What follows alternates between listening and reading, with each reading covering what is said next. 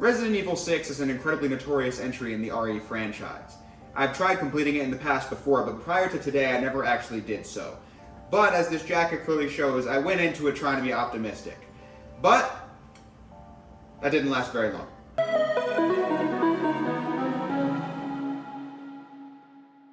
Yeah, shock of all shocks, I thought Resident Evil 6 was terrible and easily the worst main series RE game.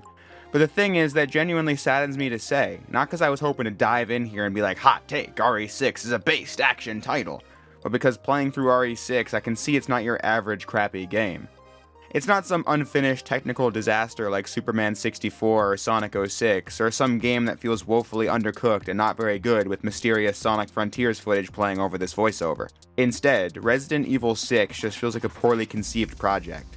The kind of game that shot for the moon and executed on most everything it set out to do, but the goals they were shooting for were the issue. As I said in the previous video, Resident Evil 5 was the highest selling game in the series when it first released. It prioritized the action more than RE4 did, which already did that more than any previous RE game. Capcom's hope with RE6 was not only to continue to focus on what they thought made people resonate with Resident Evil 5, but to also attract the millions upon millions of people who played Call of Duty every year. And this isn't going to lead to some obnoxious anti-Call of Duty tangent. I've never played a single one of those games, and I'm sure I'd enjoy many of them if I ever sat down to try one. But still, chasing trends like this can lead to your game being the best execution of that idea, or it can just come off really desperate.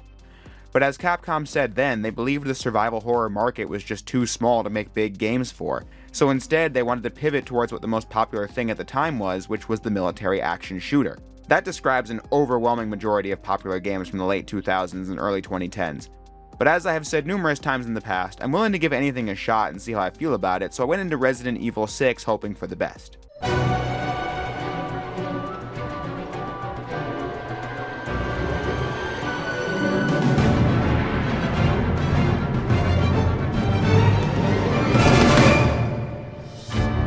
Resident Evil 6.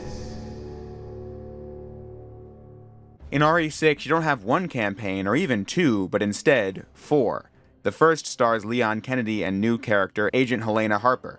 They're in the middle of a citywide outbreak of the C virus, and Helena knows that the National Security Advisor Derek Simmons is responsible and leads Leon to the secret lab for proof, as they are then blamed for it and travel to China to find, expose, and defeat Simmons. Chris Redfield is joined by Piers Nivens, one of Chris's BSAA comrades.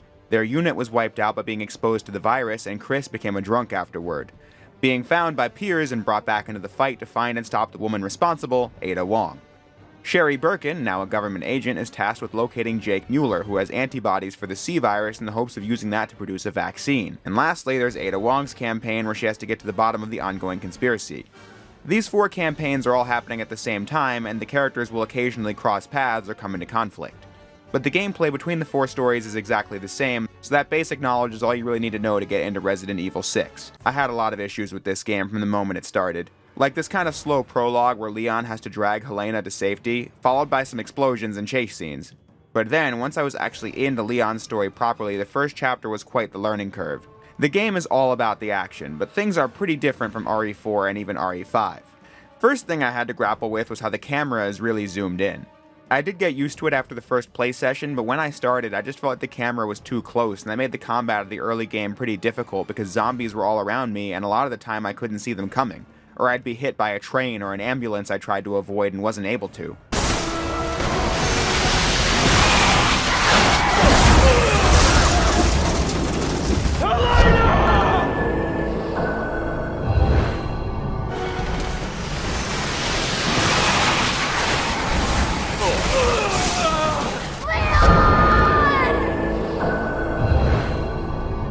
You do get used to it, but most of my deaths in RE6 came from Leon Chapter 1, where you need to get through the infected city. I was getting grabbed by enemies I couldn't see, and got overwhelmed by the sheer volume of combat that's dumped into the first level.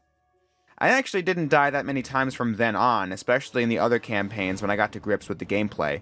But there are still issues to deal with, like you don't really get much health in this game. Your character will have a few blocks of health, and it runs out pretty fast.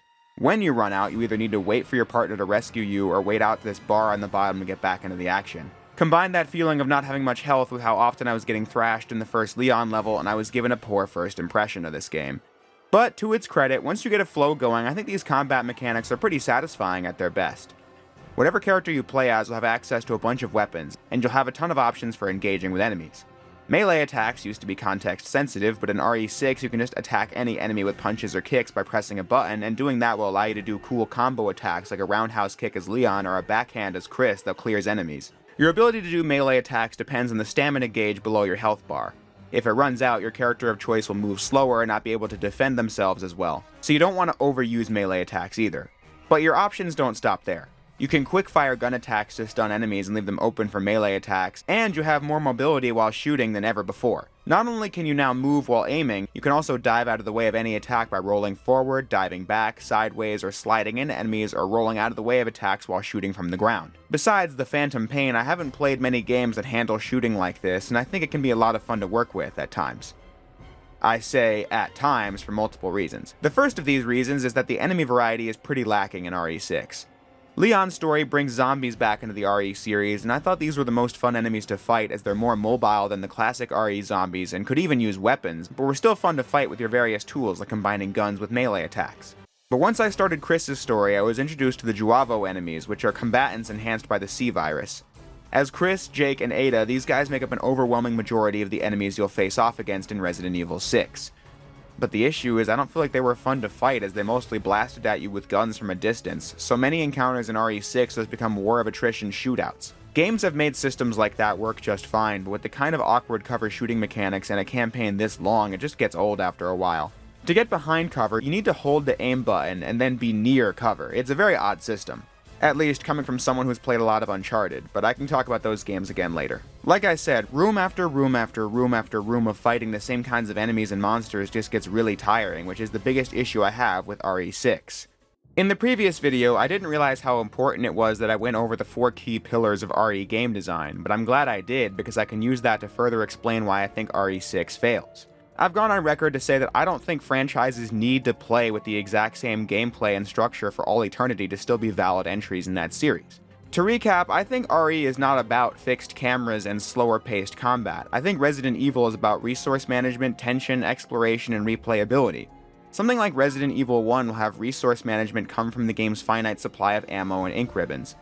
Players are required to think about their supplies and how best to use them to get through the entire game. Tension arises from this because you don't want to die and have to go back to whenever your last save was, and you don't want to waste powerful weapons and ammo on regular enemies since you don't know when a boss is going to be around the corner. You're trapped in one location for the whole game, need to explore to find ways to progress further, and knowledge of how to do that makes replaying the game so much easier. That is how Resident Evil 1 handles those fundamentals. But in something like RE5, you manage resources by dividing your need for ammo alongside Sheva's, keeping your inventory at the top of your mind at all times. Tension arises as you can't move while aiming against hordes of enemies, so you want your shots to count.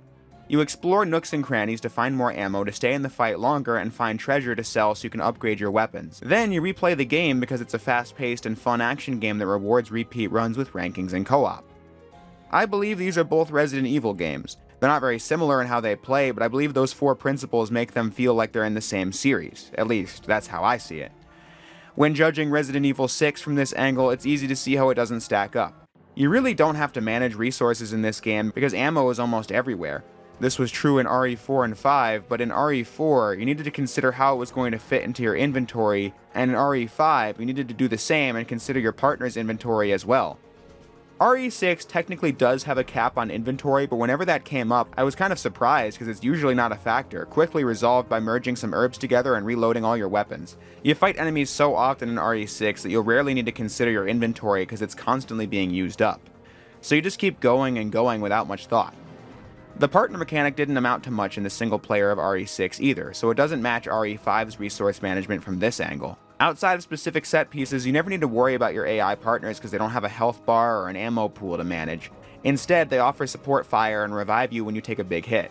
Some might prefer it to RE5 because it's simpler, but like I said last time, I liked the partner element of RE5 and thought it added depth to the gameplay. But while I'm here, I figured I'd mention how in the previous video I talked about Sheva being pretty reserved with shooting and how I liked that. According to the comments, Sheva has an attack mode and a cover mode, and I somehow overlooked that I was just sitting on cover mode for the entire game and never knew it was there, or to switch to attack mode. But apparently that's how she gets into more trouble, so I'm glad I played it the way I did. But as I was saying, RE6 doesn't have that in-depth partner system, so it was a comparable downgrade to me, especially when you have to watch the AI character run really slowly to solve puzzles. Roger. What the hell are we doing here? Are you okay? Oh, shit! This is happening to me. Not being rescued.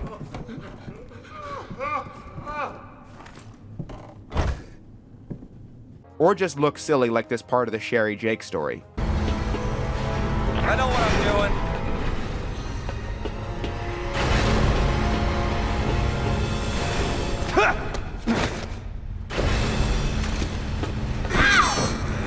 I don't find RE6 tense because you're pretty well equipped and mobile against most threats, unless they just start getting in cheap shots like grabbing you from behind.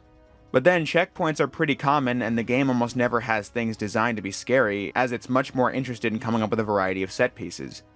You don't explore in RE6 because this is a linear hallway action game.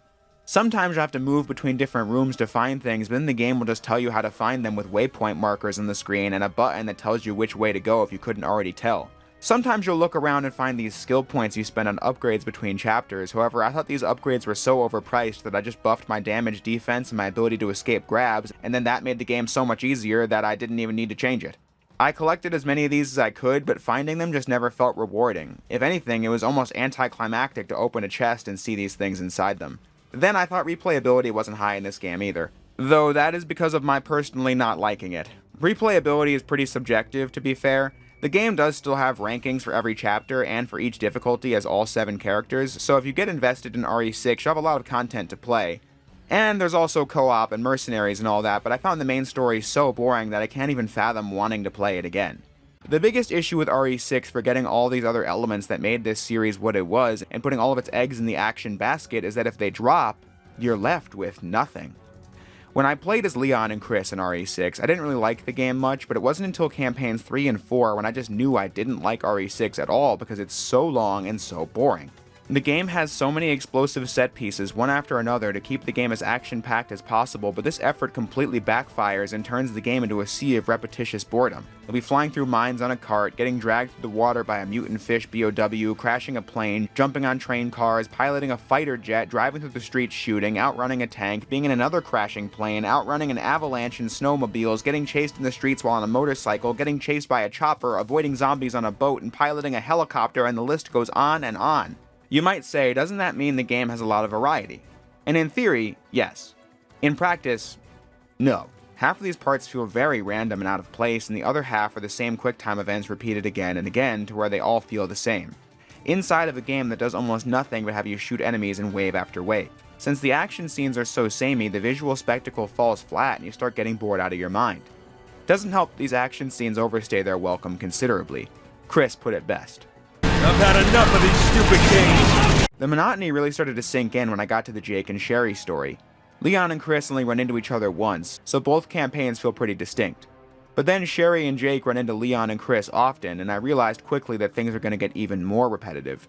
In Chris's story, I really didn't like this part where you had to avoid these giant BOWs while trying to destroy anti-aircraft fire. It was overly long and not that engaging. But since Sherry and Jake were here, you have to play the exact same sequence as them pound for pound how you did it in Chris's story. Same thing happened when Leon and Helena find Sherry and Jake being chased by this monster and have to team up to fight it. You do this twice. But then Ada crosses paths with all 6 of the other protagonists, which means you need to play many sequences again. Segments that felt mind-numbing the first time, only on repeat.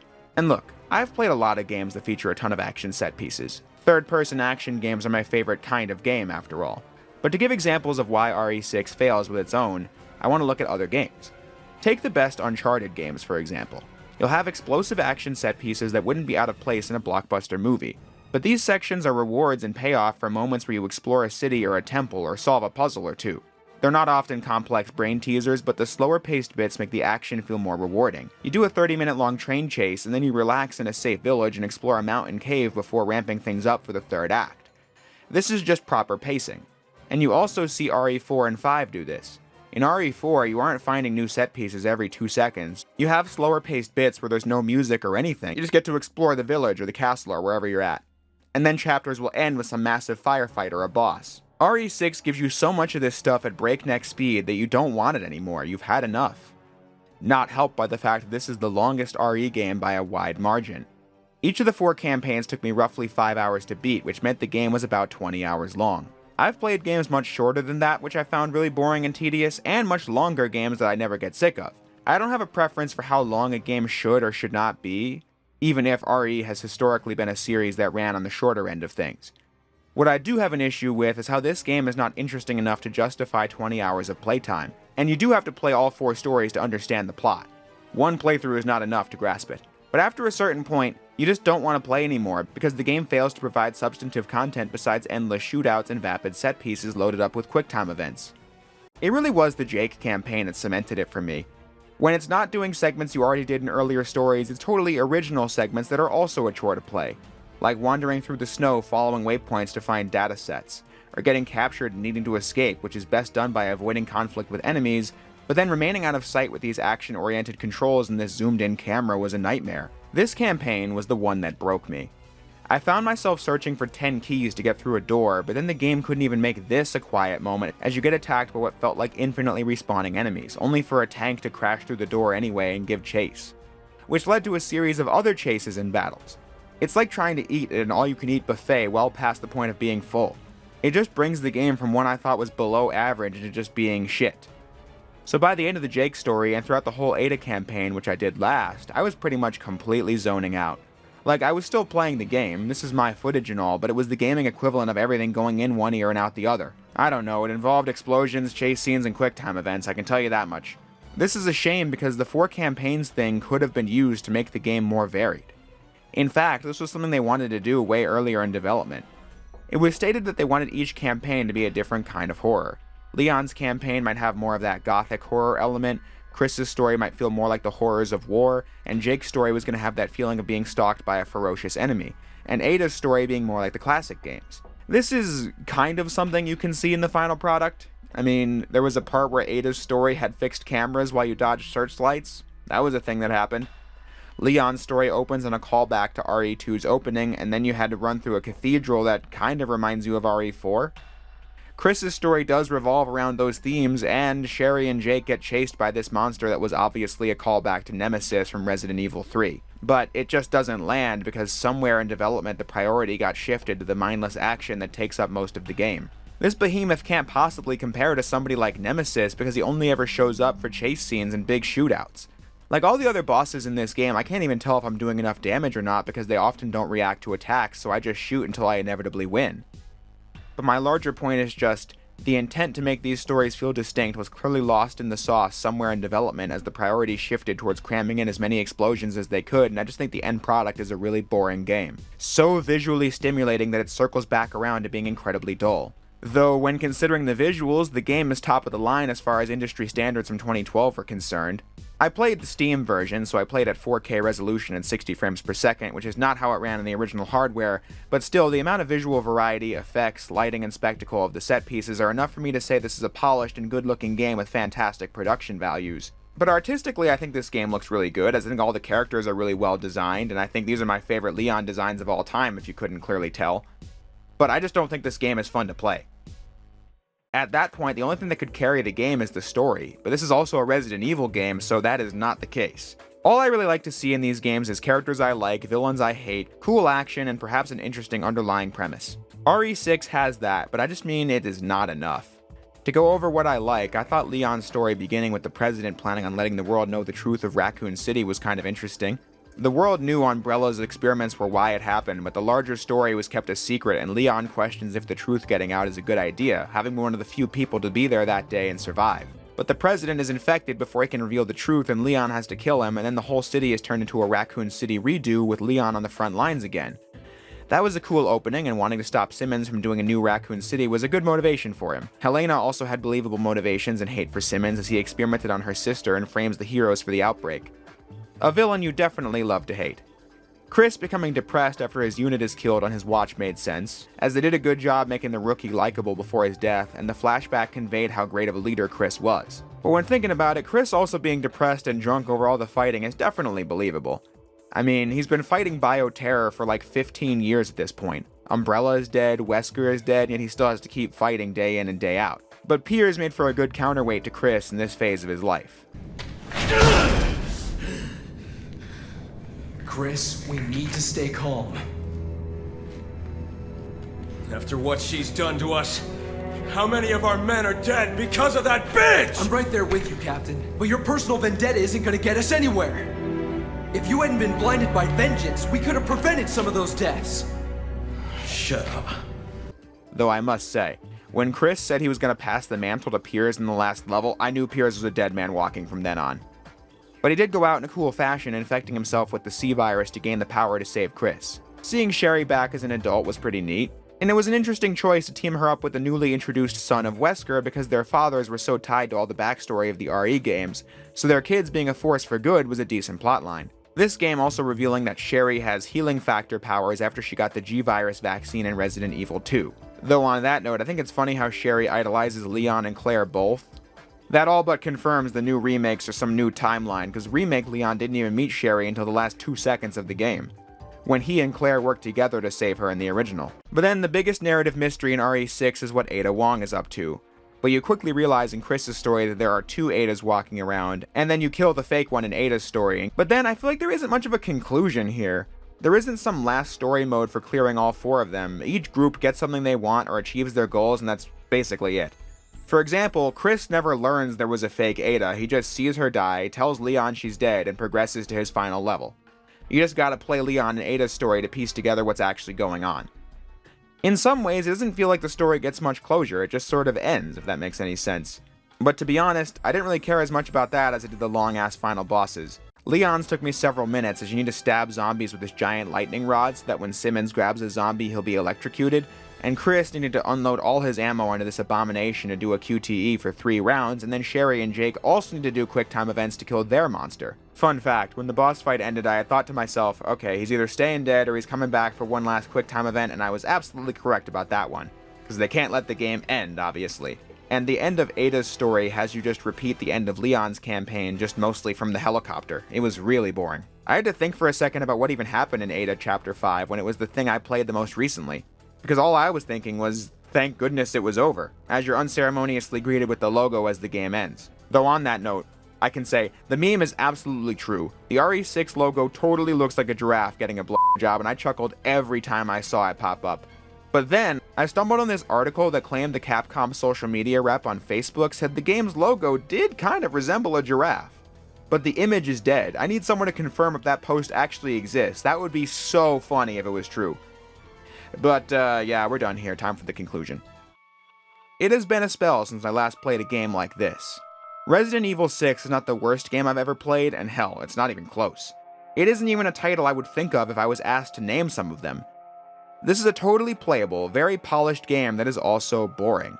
When I played it as Leon and most of my playthrough of Chris, I was willing to say I merely didn't enjoy it, but give it a pass. But as I have said, the more the game went on and on and on, the further it dropped on my shit list.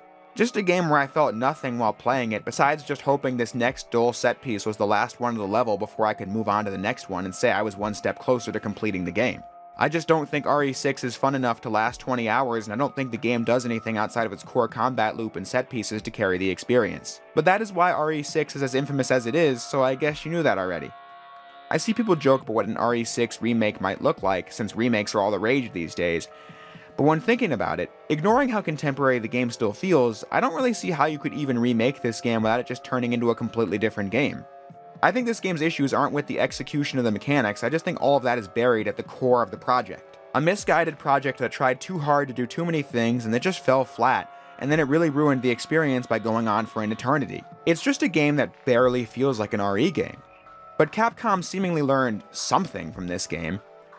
In hindsight, I think RE6's history contains some things that were odd at the time, but you can clearly see were a sign of things to come for AAA games. Capcom projected a really high sales estimate for this game, but they lowered it a little bit when the mixed reviews came in. The game sold almost 5 million copies before 2012 was even over, and to this day, Resident Evil 6 on the PlayStation 3 and Xbox 360 is one of the highest selling Capcom games ever made, and yet it didn't bring in the profit hoped for. Something similar happened to Tomb Raider 2013, and now this seems to be a thing that happens pretty regularly where a big game will come out and the headlines will read about how amazing the sales are, breaking all the records, but staff will still be laid off because the game cost too much to make. something that was really starting to become a thing in the early 2010s and is definitely an issue now. But as for Resident Evil, Capcom thought this was what Resident Evil 6 had to be because slower-paced survival horror games apparently didn't have that big of an audience anymore. But then, about 8 months later, The Last of Us was released on PS3 to rave reviews and high sales. Now, I'm not saying survival horror is that game's genre, but survival horror is also one of the most vague and poorly defined game genres ever. The point is, that game got people really invested in a third-person shooter game where you do take it slow and explore and encounter tense situations with a limited pool of resources. It wasn't those ideas that were out of style or anything like that.